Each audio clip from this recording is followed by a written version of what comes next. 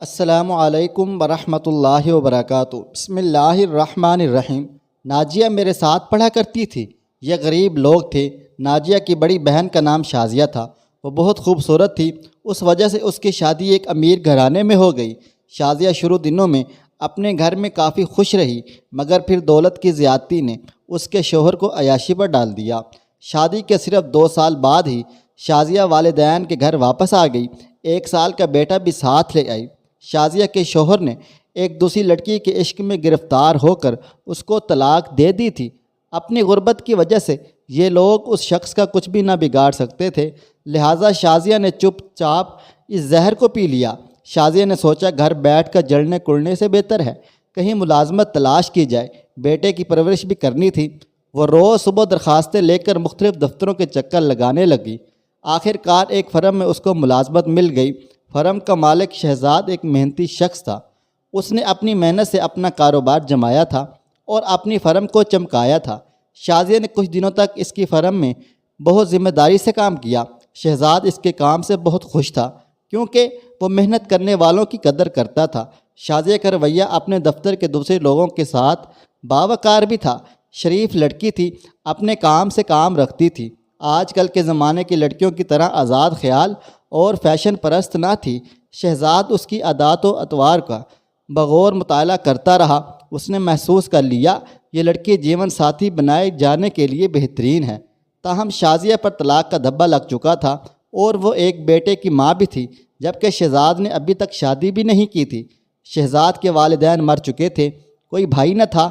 ایک بہن تھی جس کی بھی شادی ہو چکی تھی، وہ امریکہ میں رہائش پذیر تھی۔ اس لحاظ سے شہزاد اکیلا تھا، اس کی شادی کون کراتا؟ کافی سوچ بچار کے بعد شہزاد نے فیصلہ کیا شازیہ کے گھر والوں سے رابطہ کرنا چاہیے۔ اگر یہ لوگ لالچی نہ ہوئے اور اچھے لوگ ہوئے تو شازیہ سے رشتہ کر لوں گا۔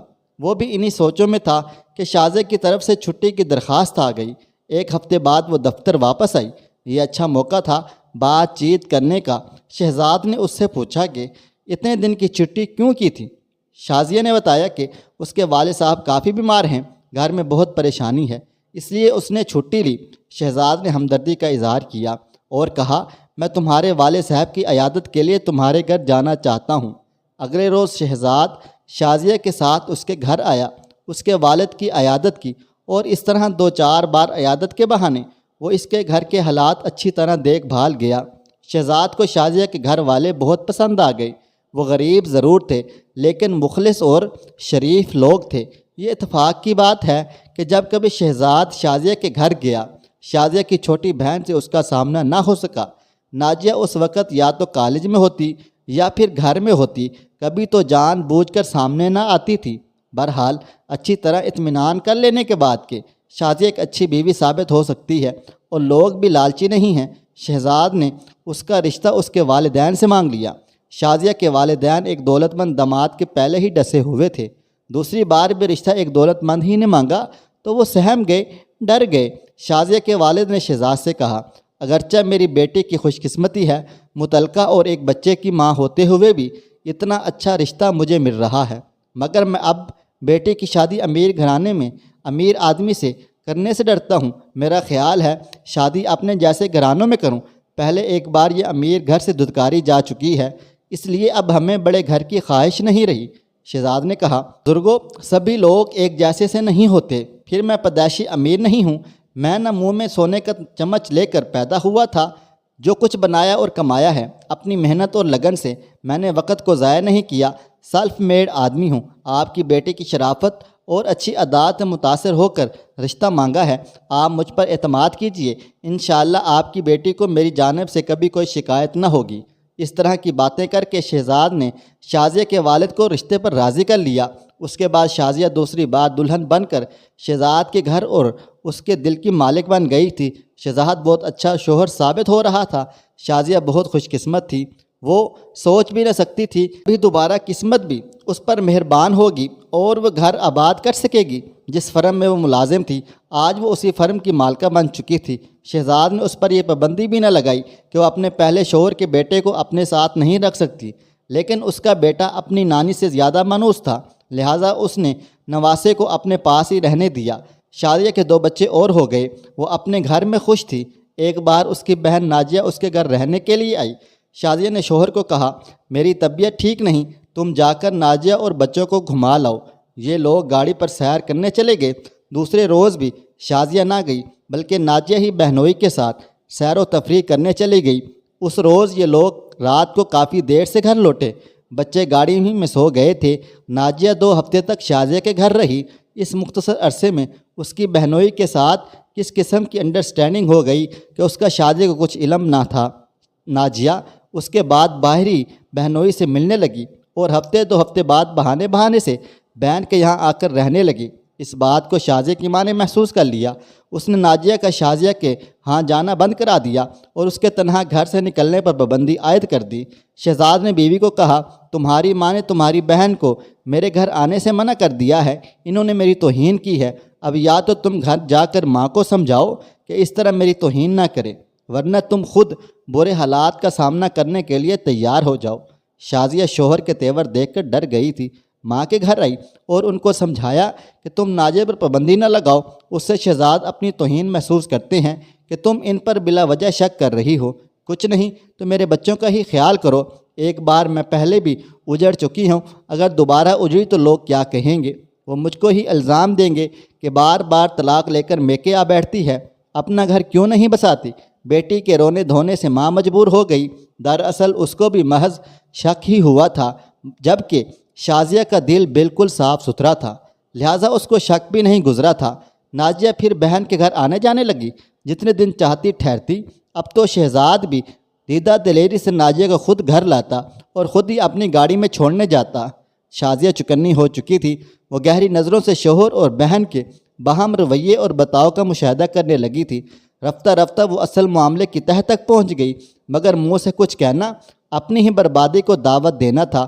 جو انسان ایک بار تباہ و برباد ہو چکا ہو، وہ دوسری بار تباہ ہونے کے لیے بآسانی تیار نہیں ہوتا۔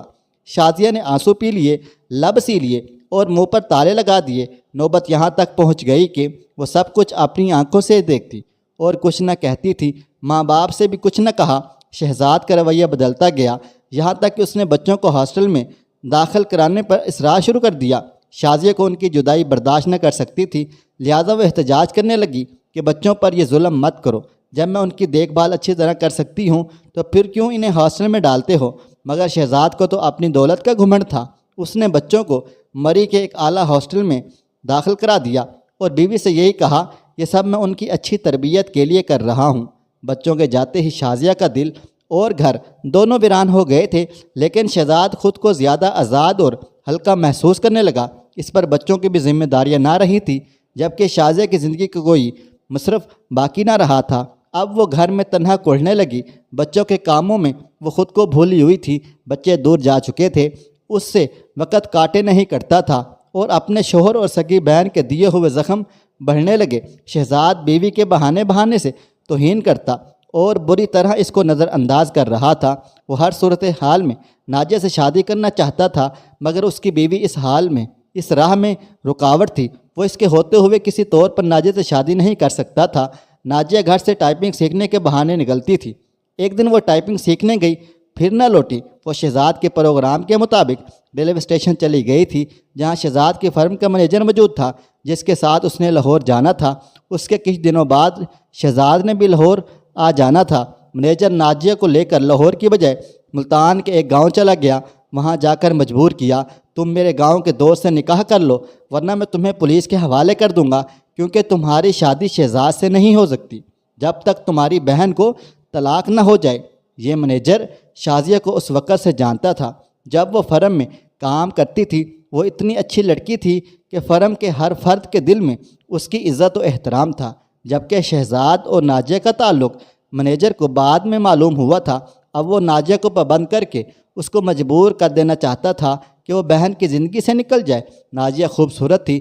اس نے اپنے گاؤں کے دوست کو ناجیہ کی جھلک دکھا کر شادی پر آمادہ کر لیا تھا۔ ناجیہ اب بری طرح پھنس چکی تھی۔ وہ واپس نہیں جا سکتی تھی اور گاؤں کی زندگی قبول بھی نہیں کر سکتی تھی۔ ادھر پولیس کا بھی ڈر تھا، شہزاد سے رابطہ کرنے سے مجبور تھی کیونکہ وہ گاؤں کے کچھ لوگوں کی قید میں تھی۔ اس طرح مارے بندھے مینیجر نے اس کی شادی اپنے دوست سے کروا دی۔ شادی کا ایک ہفتہ اس شخص کے ساتھ گزارنے کے بعد ناجیہ نے بھی ہتھیار ڈال دیے اور اپنے شوہر سے کہا تم میرے والدین کو اطلاع کر دو، اگر انہوں نے مجھ کو قبول کر لیا تو ٹھیک ہے، اگر قبول نہ کیا تو پھر میں بے شک تمہارے ساتھ یہیں ساری زندگی گاؤں میں گزار دوں گی۔ منیجر نے حالات ناجیہ کے والد کو لکھ دیے اور یہ ہدایت بھی کر دی کہ فی الحال آپ ناجیہ کو لکھیں کہ آپ اس کو قبول نہ کریں گے جب تک اس کی ٹوٹ نہ جائے اور وہ واپس لوٹنے کا خیال کرتی رہے گی۔ کراچی پہنچ کر پھر سے اپنی بہن کی زندگی میں زہر گھول دے گی۔ اپنی شادی شدہ بڑی بیٹی اور اس کے بچوں کا مستقبل بچانے کے لیے آپ کو کچھ عرصہ اپنے دل پر پتھر رکھنا ہوگا۔ نازیہ کے والد پہلے ہی اس بیٹی سے دکھی تھے، انہوں نے منیجر کی ہدایت پر عمل کیا اور نازیہ کو لکھ دیا کہ تم نے گھر سے بھاگ کر شادی کر لی ہے، لہٰذا اب تمہارے لیے ہمارے گھر کے دروازے بند ہو چکے ہیں، ہرگز لوٹ کر مت آنا ورنہ ہم تمہیں قتل کر دیں گے۔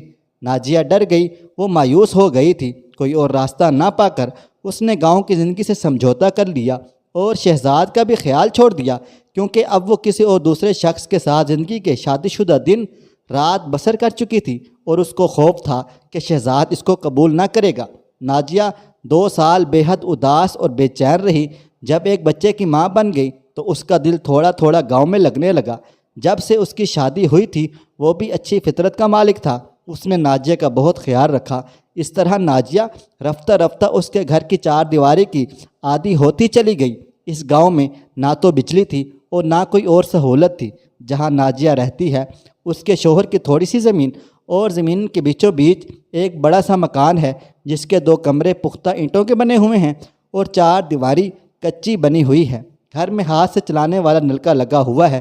پہلے نازیہ اس زندگی کے سمجھوتا کرتی ہی نہ تھی، مگر اب وہ گھر اور ارد گرد کے ماحول کو بھی صاف ستھرا رکھتی ہے اور گھر کے اندر اس نے پودے لگا رکھے ہیں جس کی دیکھ بھال کر کے وہ اپنے ویرانے دل کو خوش کرتی رہتی ہے۔ ہم جب بھی نازیہ کو دیکھتے ہیں ہمیں اس پر ترس آتا ہے، کہیں تو وہ شہر میں رہتی تھی اور کہاں اب وہ دیہاتی زندگی بسر کرنے پر مجبور ہے۔ اگر وہ اپنی بہن کے رشتے کا لحاظ رکھتی تو شاید قدرت اس کو یہ سزا نہ دیتی، اس کو اپنے بہنوئی سے مراسم بڑھانے اور بہن کا گھر اجاڑنے کی سزا ملی کہ وہ اب بہت مشکل حالات میں زندگی بسر کر رہی تھی۔ شہزاد کو بھی اپنی غلطی کا احساس ہو چکا تھا اور اب وہ شازیہ اور بچوں کے ساتھ ہنسی خوشی زندگی گزار رہا تھا، لیکن نازیہ کو بہنوئی سے غلط تعلقات کی سزا مل چکی تھی۔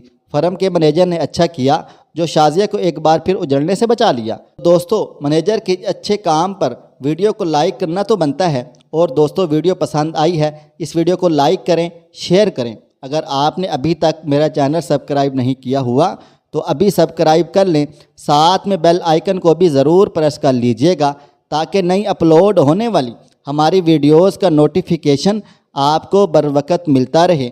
مجھے آپ اگلی ویڈیو تک اجازت دیں۔ اللہ حافظ۔